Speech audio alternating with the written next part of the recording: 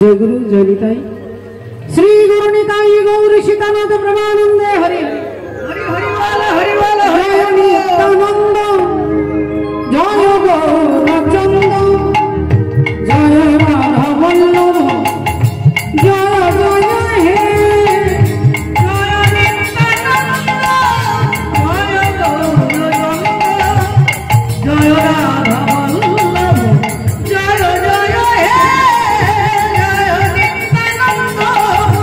जय गौरचंद जय राधा वल्लभ जय जय हे श्री वृंदावन परम सुखदय जय जय हे श्री वृंदावन परम सुखदय जय जय हे जय नित्यानंद जय गौरचंद जय राधा वल्लभ जय जय हे जय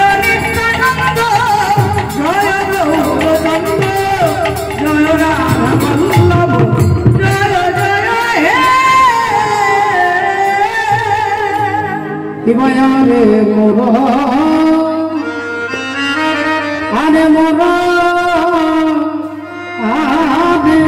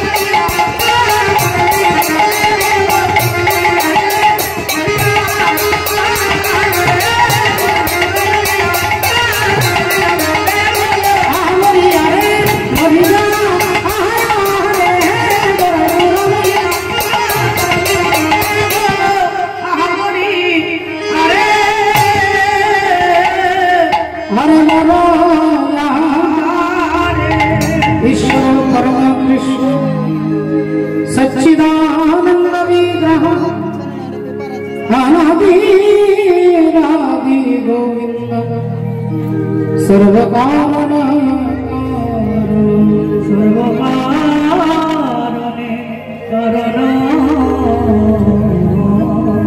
जनिता जय राधे जय राधेश्याम।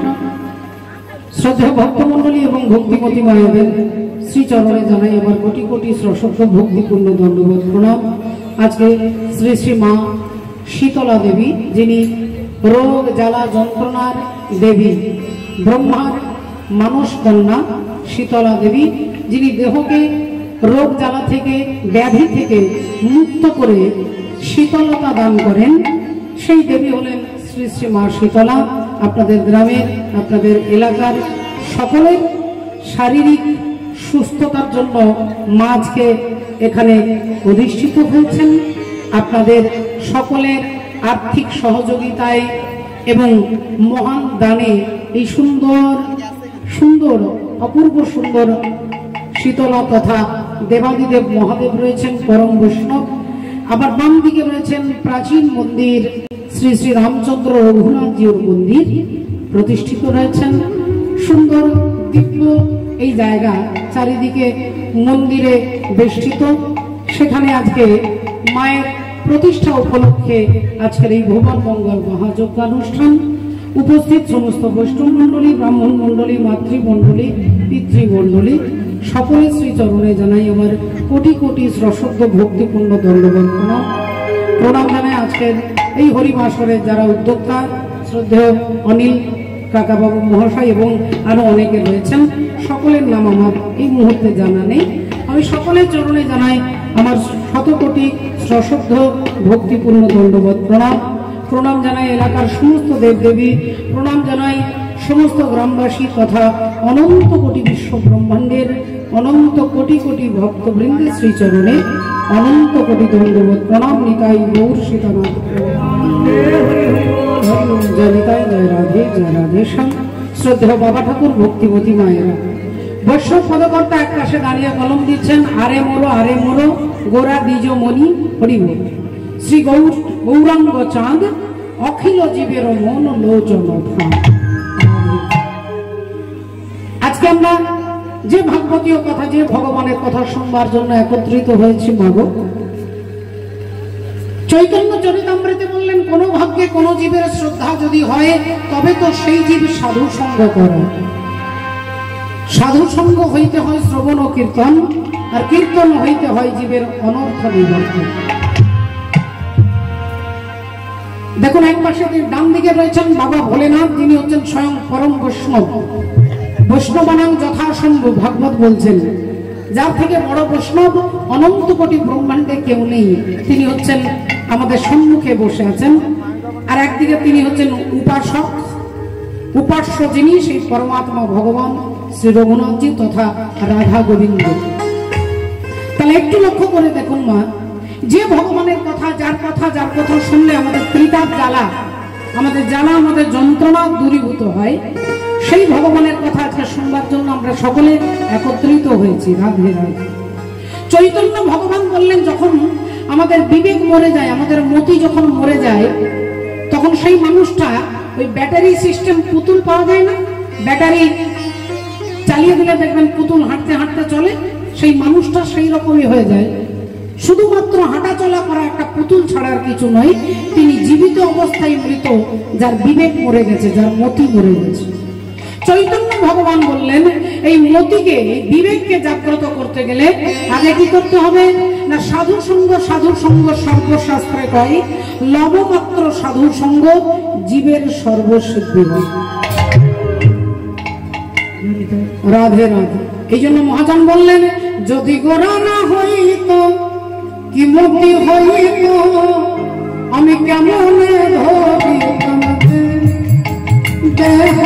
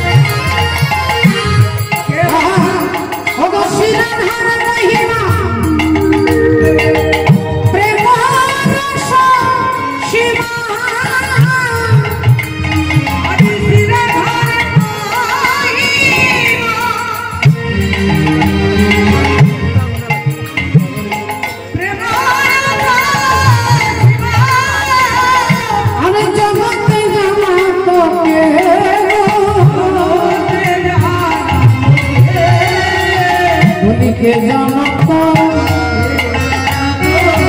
বলো কে জানাতো যদি আমার গোরা নাই আসিত কে জানাতো ও যে গোপন প্রেম গোপনে বইত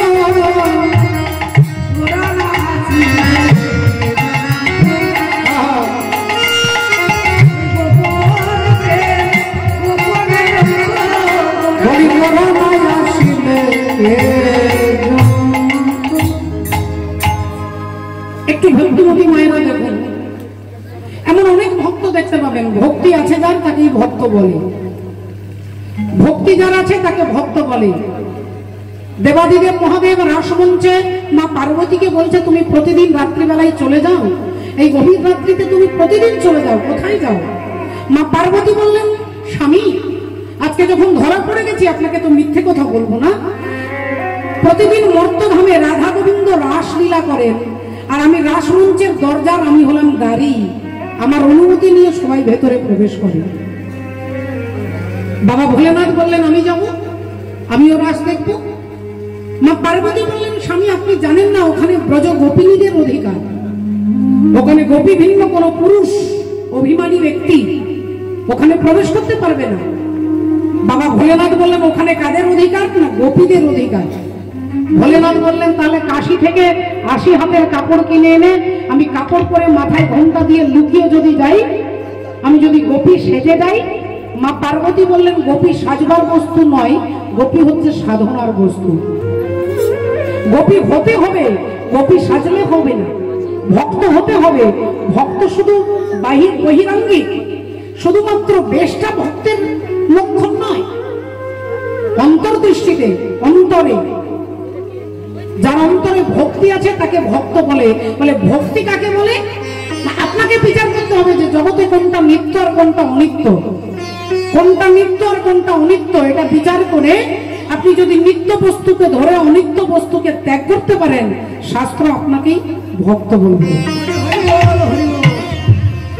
আপনাকেই ভক্ত বলবে। যিনি নিত্যানিত্য বিচার করে যে কোনটা নিত্য চিরকাল থাকবে আর কোনটা চিরকাল থাকবে না, তাহলে একটু ভালো করে বিচার করে দেখুন তো মা। রাধে রাধে। রাধারানী বললেন ভগবান শ্রীকৃষ্ণকে বলছে তুমি আমায় বাসবানা বাসো ভালো, আমার তাতে দুঃখ নাই, কিন্তু আমি যেন তোমাকে ভালোবাসতে পারি শুধু এই ভিক্ষা চাই। আমার ছেলে মেয়েকে ভালো রাখো, আমার স্বামীকে ভালো রাখো, আমার ঘরকে ভালো রাখো, সকলের শরীর ভালো থাকুক, এটা ভক্তের, এটা গুরু ভক্তের লক্ষণ নয়। আর তিনি যদি ভক্ত হতেন তাহলে অন্তত এটা তিনি জানতেন যে ভগবান সর্বমঙ্গলময়, তিনি সকলের মঙ্গল করে, তাহলে ব্যক্তিগতভাবে আপনাকে আলাদা করে ভগবানকে বলার দরকার নেই। বিশ্বকবি রবীন্দ্রনাথ ঠাকুরের ভাষায় তুমি সুখ যদি নাহি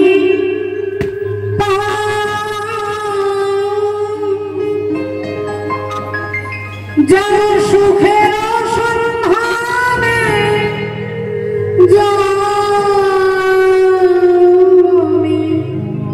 তোমার হৃদয় মাঝে আরো কিছু নাহি চাই গো, আমার পরানো যাহা চাই তুমি তাই, তুমি তাই গো, আমার পরানো যাহা তোমার ছাড়া এ জগতে মনে কেহ নাই, কিছু নাই গো, আমার পরানো যাহা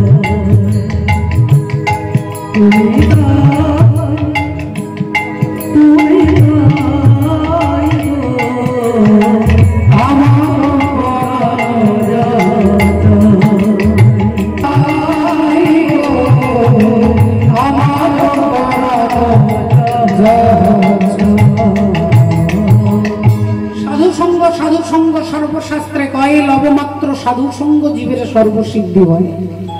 সাধু সঙ্গ বলতে সাধুর হাতে ধরে থাকা, সাধুর পাশে বসে থাকা, সাধুর সঙ্গে একসঙ্গে রাস্তায় হাঁটা, এটা সাধু সঙ্গ নয় বাবা, এগুলো সাধু সঙ্গ নয়।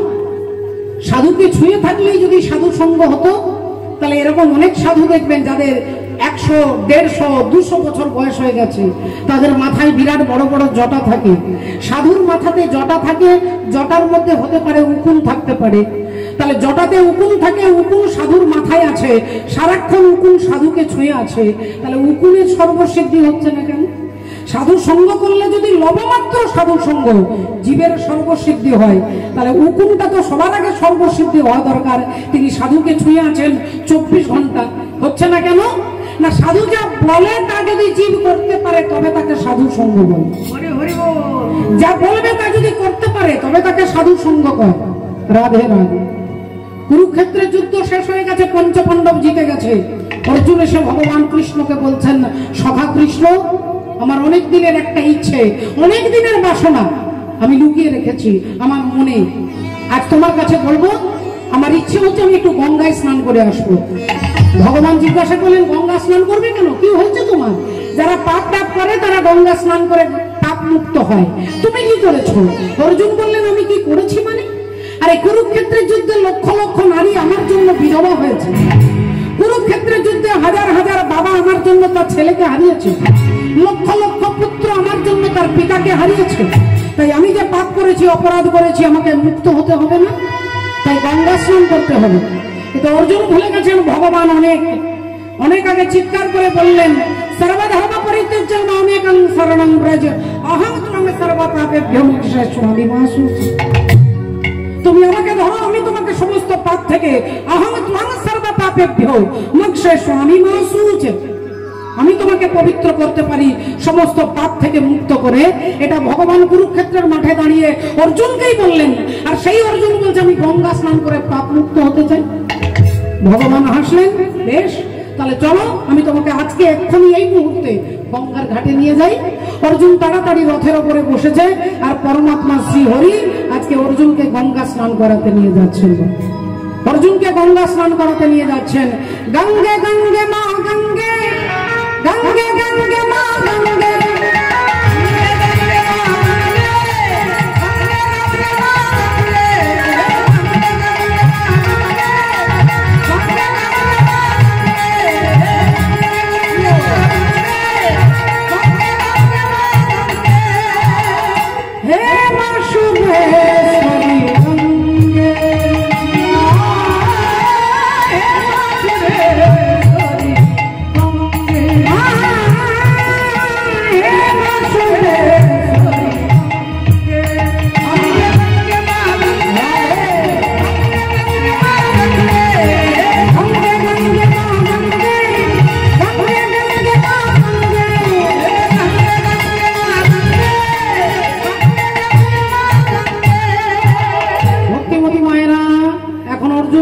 হঠাৎ করে চিৎকার করে বলে উঠলো, দাঁড়াও দাঁড়াও দাঁড়াও, একটু দাঁড়াও কৃষ্ণ, দাঁড়াও, আমরা গঙ্গার ঘাটে চলে এসেছি।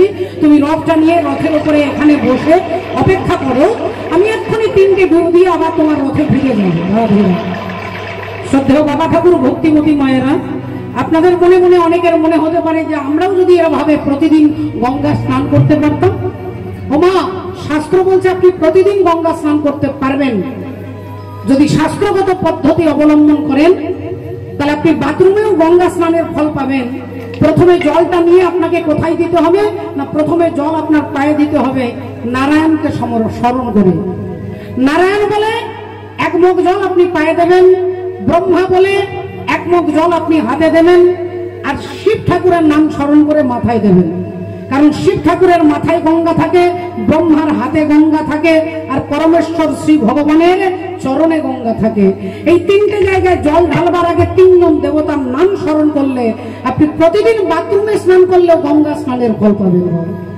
তাই অর্জুন ছুটেলেন গঙ্গার ঘাটে, আর গঙ্গার ঘাটে এসে যেই ডুব দিতে যাবে অমনি চমকে উঠলেন অর্জুন। একই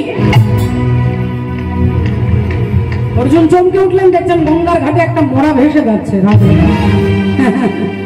ভক্তিমতী মায়েরা মরাটাকে দেখে অর্জুনের প্রচন্ড ঘৃণা হলো। ছি ছি, আমি যে ঘাটে স্নান করব সেই ঘাটেই মরা ভেসে যায়, তাহলে এক কাজ করি, মরাটা ভেসে যাক, তারপরে স্নান করব। আর ততক্ষণ অর্জুন কি করলেন, উল্টো দিকে মুখটা ঘুরিয়ে দিলেন। অর্জুন উল্টো দিকে মুখটা ঘুরিয়ে নিয়েছে, মরাটা গঙ্গার জলে ভেসে যাচ্ছে। আর চক্রকারী হরি তিনি যে রথে বসে আছেন, তিনি কোনো কাজ তার নিজের হাতে করে না, সব রিমোট সিস্টেমে কাজ হয়। ভগবানের দুটো সিগাল পাঠিয়ে দিল, একটা ছোট একটা বড়। আর ওই ছোট্ট সিগাল তার দাদাকে বলছে, দাদা দাদা দাদা, আজ 3 দিন হয়ে গেল দাদা, পেটে একটা দানাও পড়েনি, খুব খিদে পেয়েছে। ও দাদা দেখো না দাদা, কোথাও কোনো খাবার পাওয়া যায় কিনা। দাদা বললো, ভাই তোরও খিদে পেয়েছে, আমারও পেয়েছে, কি করি বলতো। কার মুখ দিকে উঠছে, আজ 3 দিন কপালে কোনো খাবার জুটছে না। এই দাদা বলতে বলতে হঠাৎ দেখতে পেয়েছে গঙ্গার জলে মরাটা ভেসে যাচ্ছে। অমনি দাদা লাফিয়ে উঠেছে, ভাই ওইটা গঙ্গার জলে মরা ভেসে যায়। আর অমনি ছুটে গিয়ে গঙ্গার পাড়েতে সোজা শিগাল দুটো ছুটে গিয়ে শক্ত দাঁত দিয়ে মরাটাকে কামড়ে ধরে আরেকবারে টেনে পাড়ে তুলে, আর গঙ্গার পাড়ে তুলে এবার ছোট্ট শিগাল খুব খিদে পেয়েছে, খাবার জন্য মুখটা বাড়িয়েছে। আর অর্জুন ভাবছে এখানে দাঁড়িয়ে সময় নষ্ট করব না, আমি অন্য ঘাটে চলে যাই। অন্য ঘাটে যাওয়ার জন্য অর্জুন পা বাড়িয়েছে। আর এমন সময় বড় শিগাল তার ভাইকে বলছে, ভাই একটু দাঁড়িয়ে যা। যেই বলেছে দাঁড়িয়ে যাও, অমনি অর্জুন দাঁড়িয়ে গেছে। দেখি ব্যাপারটা কি। অর্জুন হচ্ছে শিগাল কুকুরের ভাষা বুঝতে পারে। বাবা এত ট্যালেন্টেড ব্যক্তি তিনি, শিগাল কুকুরের ভাষা তিনি বুঝতে পারতেন। তাই অর্জুন দাঁড়িয়ে গেলেন, দেখি ওই বড় শিগালটা তার ভাইকে কি বলে। আর যেই বলেছে অমনি অর্জুন দাঁড়িয়ে পড়েছে। বড় শিগাল তার ভাইকে বলছে, ভাই একটু দাঁড়িয়ে যা, তুইও খাবি আমিও খাবো, তোরও পেট ভরবে আমারও পেট ভরবে, কিন্তু এই মরাটা খাওয়ার আগে একটু দেখে নেবো এই মরা খাওয়া যাবে কি না। ছোট শিগাল বলল, দাদা আমরা তো সারা জীবন মরাই খাই, পচা গলা মাংস আমরা খাই, তা আজকে হঠাৎ করে বললেন, দাঁড়া ভাই আমি একটু পরীক্ষা করে নি, দাঁড়া 3টে জায়গার গন্ধ নেব, একবার কানে, একবার মুখে, আর একবার বুকে। এই 3টে জায়গার গন্ধ নিয়ে তারপরে আমরা মরাটা খাবো। তো নাও দাদা তাড়াতাড়ি কি করবে করো। অমনি দাদা 3টে জায়গার গন্ধ নিয়ে ছোট ভাইকে বলছে, ভাই এই মরা খাওয়া যাবে না। ভাই বললো, কেন খাওয়া যাবে না, আমরা তো সারা জীবন মরা খাই, এই মরা খাওয়া যাবে না কেন। দাদা বললেন, ভাই এর কানে গন্ধ নিয়ে দেখলাম এই লোকটার মৃত্যু পর্যন্ত গুরু দীক্ষা হয়। যতদিন জীবের গুরুকরণ নাহি হয়, পশু বলি সেই প্রাণীকে জানিবে নিশ্চয়। বললো, দাদা তাহলে কানে গন্ধ নিয়ে বুঝলে দীক্ষা হয়নি, তার মুখে গন্ধ নিতে গেলে কেন না, মুখের মধ্যে গন্ধ নিয়ে দেখলাম যে লোকটা 24 ঘন্টার মধ্যে একবারও দুটো হাত তুলে নিতাই গৌর সীতানাথ ব্রহ্মানন্দ, দুহাত তুলে হরিবল বলে কিনা এটা দেখলাম। আর মুখে গন্ধ নিয়ে বুঝলাম সারা জীবনে কখনো কোনোদিন ভুল করেও হরিনাম উচ্চারণ করে না, কিন্তু এই লোকটা মরবার আগে যে বাজারে জান্নার বাজারে যে তিরঙ্গা খেয়েছে সে গন্ধ এখনো বেরোচ্ছে। বললো, দাদা গো তাহলে বুকে গন্ধ নিলে কেন না, বুকের মধ্যে গন্ধ নিয়ে দেখলাম এই লোকটা কোনোদিন কোনো সাধুকে জড়িয়ে ধরে আলিঙ্গন করে না। এটা তুইও খাবি না আমিও খাবো না, চল পালিয়ে চল। তা চলো দাদা অন্য কোথাও গিয়ে খাবার খুঁজতে হবে, তাড়াতাড়ি চলো। দুটো শিগাল ফেলে চলে যাচ্ছে মরাটাকে। এমন সময় দাদা কি করেছে, মরাটাকে একটা লাথি মেরেছে। লাথি মেরে দিয়ে দিয়ে চলে যাচ্ছে। অমনি ভাই বলে উঠলো, দাঁড়াও দাদা তুমি আগে বলো, তুমি ওকে লাথি মারলে কেন, তুমি ওকে লাথি মারলে কেন, তুমি আগে আমাকে বলো। দাদা বললেন, ভাই তোকে কতবার বলবো পাপী তাই ওকে লাথি মেরেছি। ভাই বললেন, না গো দাদা এটা তুমি বলো না, ও পাপী বলে তুমি লাথি মারতে পারোনি, ও মরে গেছে বলে তুমি লাথি মারতে পেরেছো। আচ্ছা দাদা ও যদি বেঁচে থাকতো তুমি লাথি মারতে পারতে? বলে হ্যাঁ পারতাম, ও বেঁচে থাকলেও লাথি মারতাম। ভাই বললো, তাহলে এক্ষুনি তোমাকে একটা জ্যান্ত পাপী দেখাচ্ছি যে এর থেকে আরো ভয়ঙ্কর বড় পাপী। বড় শিগাল বললো, তাই নাকি, এর থেকেও বড় পাপী, দেখা দেখা কোথায় সেই। আর অমনি ছোট শিগাল মুখটা তুলে দেখাচ্ছে, ওই যে ভদ্রলোক উল্টো দিকে মুখ ঘুরিয়ে দাঁড়িয়ে আছেন, ওই ভদ্রলোক হচ্ছে এর থেকে আরো ভয়ঙ্কর পাপী। আর যেই বলেছে অমনি দাদা চিৎকার করে উঠেছে, চুপ, সর্বনাশ, তুই নিজেও মরবি আর আমাকেও মারবি, তুই নিজেও মরবি আর আমাকেও মারবি, শীঘ্রই পালা এখান থেকে, শীঘ্রই পালা, চল চল ছুটে পালা। ভাই বললো, দাদা তুমি এত ভয় পেয়ে যাচ্ছ কেন, ব্যাপারটা কি, তোমার বিপি বেড়ে যাচ্ছে, তুমি থরথর করে কাঁপছো, এত ভয়ের কারণটা কি? দাদা বলল, ভয়ের কারণটা কি? তুই ওই ভদ্রলোককে চিনিস যাকে তুই জ্যান্ত পাপী বলছিস? তুই যদি চিনতিস তাহলে কথা বলতে পারতিস না। ভাই বলল, দাদা গো, আমি ওনাকে চিনি দাদা। দাদা বলল, অসম্ভব, তুই চিনিস না, চিনলে তুই এ কথা বলতে পারতিস না। ভাই বলল, তাহলে শোনো দাদা, ওই ভদ্রলোককে আমি শুধু চিনি না, ওই ভদ্রলোক যে বংশে, যে খানদানে, যে পরিবারে, যে ফ্যামিলিতে জন্মগ্রহণ করেছেন, আমি তাদের সবাইকে চিনি। বলবো, উনি যে বংশে জন্মগ্রহণ করেছেন সেই বংশের নাম চন্দ্রবংশ। চন্দ্রবংশের প্রথম পুরুষ পরমাত্মা ভগবান শ্রী বিষ্ণু। বিষ্ণুর নাভি থেকে সৃষ্টি হলো ব্রহ্মা। ব্রহ্মার পুত্র অত্রি, অত্রির পুত্র সোম, সোমের পুত্র বুধ, বুধের পুত্র পুরুরুবা, পুরুরুবার পুত্র আয়ুষ, আয়ুষের পুত্র নহুষ, নহুষের পুত্র যজাতি, যজাতির পুত্র যদু, যদুর পুত্র পুরু, পুরুর পুত্র জন্মেঞ্জয়, জন্মেঞ্জয় পুত্র প্রচিষ্ঠান, প্রচিষ্ঠানের পুত্র মনুষ্য, মনুষ্যের পুত্র চারুপদ, চারুপদের পুত্র শুদ্ধু, শুদ্ধুর পুত্র বহুগব, বহুগবের পুত্র সংজাতি, সংজাতির পুত্র অসংজাতি, অসংজাতির পুত্র রুদ্রাস, রুদ্রাসের পুত্র ঋতেশু, ঋতেশুর পুত্র রস্তিনব, রস্তিনবের পুত্র রেভি, রেভির পুত্র দুষ্মন্ত, দুষ্মন্তের পুত্র ভরত, ভরতের পুত্র ইক্ষু, ইক্ষুর পুত্র সংবরণ, সংবরণের পুত্র সুধনু, সুধনুর পুত্র সুহদ্র, সুহদ্রের পুত্র চবন, চবনের পুত্র কৃতি, কৃতির পুত্র উপরিচর বসু, উপরিচর বসুর পুত্র জরাসন্ধ, জরাসন্ধের পুত্র সহদেব, সহদেবের পুত্র সমাপি, সমাপির পুত্র কুকু, কুকুর পুত্র জন্ম, জন্মুর পুত্র সুরথ, সুরথের পুত্র বিদুরথ, বিদুরথের পুত্র রাধিক, রাধিকের পুত্র অযুতায়ু, অযুতায়ুর পুত্র অক্রধন, অক্রধনের পুত্র দেবতিথি, দেবতিথির পুত্র ঋক, ঋকের পুত্র দিলীপ, দিলীপের পুত্র প্রতীপ, প্রতীপের পুত্র শান্তনু, শান্তনুর পুত্র বিচিত্র বীর্য, বিচিত্র বীর্যের পুত্র পাণ্ডু, আর পাণ্ডুর পুত্র হচ্ছে জ্যান্ত পাপী, যার নাম হলো অর্জুন। যেই বলেছে অর্জুন, অমনি সঙ্গে সঙ্গে অর্জুন অস্ত্রটা ধরে যা। ওর এত বড় সাহস, হ্যাঁ, এত বড় তোর সাহস, তুই কিনা আমাকে একটা সামান্য পশু হয়ে আমাকে বলিস আমি জ্যান্ত পাপী? এক্ষুনি তোকে আমি মেরে শেষ করে ফেলবো। শ্রীরাম বললেন, অর্জুন ঠাকুর, আপনি আমাকে মারবেন? তা মারুন না, আমাকে মারুন না, কিন্তু আমাকে মারতে গেলে আমার 4টে প্রশ্নের জবাব আপনাকে দিতে হবে। 4টে প্রশ্নের জবাব আপনাকে দিতে হবে। অর্জুন বললেন, বল বল, তোর কি প্রশ্ন, তাড়াতাড়ি বল, তারপরে তুই মরবি। শ্রীরাম বললেন, আমার প্রথম প্রশ্ন, আপনি এখানে কেন এসেছেন? অর্জুন বললেন, ওরে মূর্খ শ্রীরাম, আমি এখানে গঙ্গা স্নান করতে এসেছি। শ্রীরাম বললেন, আচ্ছা, আমার 2 নম্বর প্রশ্ন, গঙ্গায় স্নান করলে কি হয়? বলে, গঙ্গায় স্নান করলে দেহটা পবিত্র হয়, এটাও জানিস? শ্রীরাম বললেন, আমার 3 নম্বর প্রশ্ন, যে জলে স্নান করলে দেহটা পবিত্র হয়, বলতে পারেন অর্জুন ঠাকুর, এই গঙ্গার সৃষ্টি কোথা থেকে হয়? ওরে মূর্খ, ওরে মূঢ়, ওরে অজ্ঞানী, ওরে নীচ, ওরে পশু, তুই কি করে জানবি যে গঙ্গার সৃষ্টি গোবিন্দের চরণ থেকে হয়? তুই কি করে জানবি এই গঙ্গার সৃষ্টি গোবিন্দের চরণ থেকে হয়? শ্রীরাম বললেন, তাহলে মাফ করবেন অর্জুন ঠাকুর, আপনি আমাকে কমপক্ষে 10 বার মূর্খ বলেছেন, আমার দুঃখ হয়নি, কিন্তু আমি ভেবে দেখলাম আপনি আমাকে 10 বার মূর্খ বলেছেন, আমার মনে হচ্ছে আমার থেকে আপনি ডবল মূর্খ। বলে, কেন?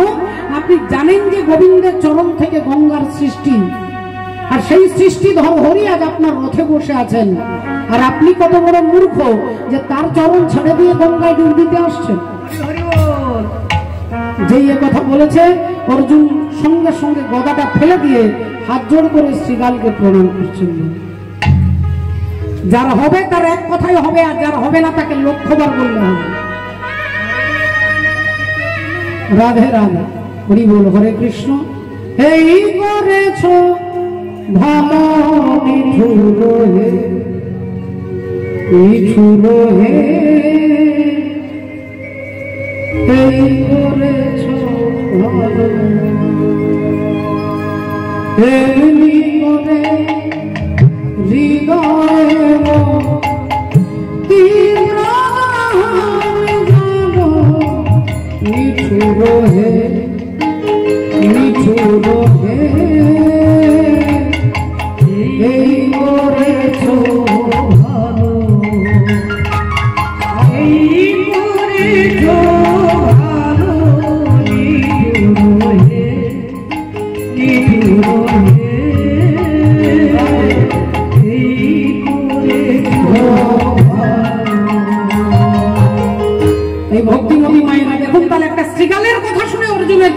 ফিরে এলো। এই কারণে বলছেন সাধু সঙ্গ সর্বশাস্ত্রে কয় লবমাত্র সাধু সঙ্গ জীবের সর্বসিদ্ধি। তাই আরে মরো শ্রী শচীনন্দন আজ পারিষদ সঙ্গে চলে আনন্দে মগন। কেমন করে যাচ্ছেন চৈতন্য মহাপ্রভু? ওই চাচরাচি কুরো কেশে শিখি পাঠা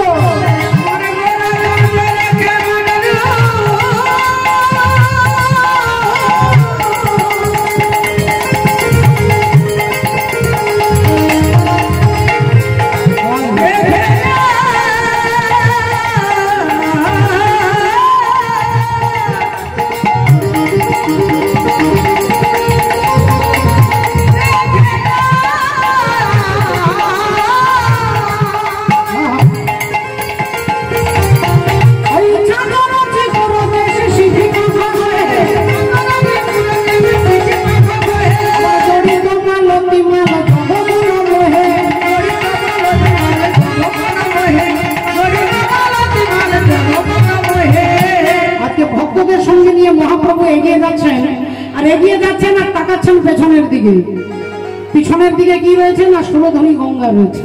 সুরধ্বনি পানে গোরা ঘন ঘন চাহে